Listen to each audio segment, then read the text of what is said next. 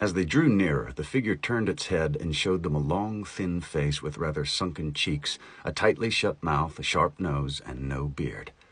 He was wearing a high, pointed hat like a steeple, with an enormously wide, flat brim. The hair, if it could be called hair, which hung over his large ears, was greeny-gray, and each lock was flat rather than round, so that they were like tiny reeds. His expression was solemn, his complexion muddy, and you could see at once that he took a serious view of life. "Good morning, guests," he said.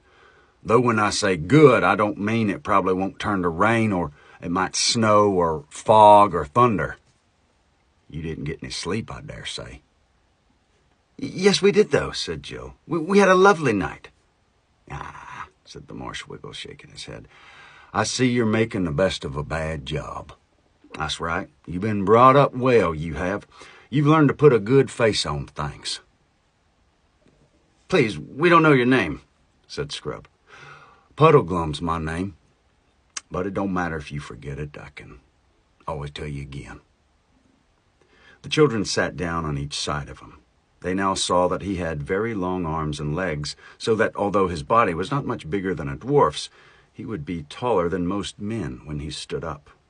The fingers of his hands were webbed like a frog's, and so were his bare feet, which dangled in the muddy water. He was dressed in earth-colored clothes that hung loose about him. "I'm trying to catch a few eels to make a eel stew for our dinner," said Puddleglum, "though I shouldn't wonder if I didn't get any. And you wouldn't like 'em much if I do."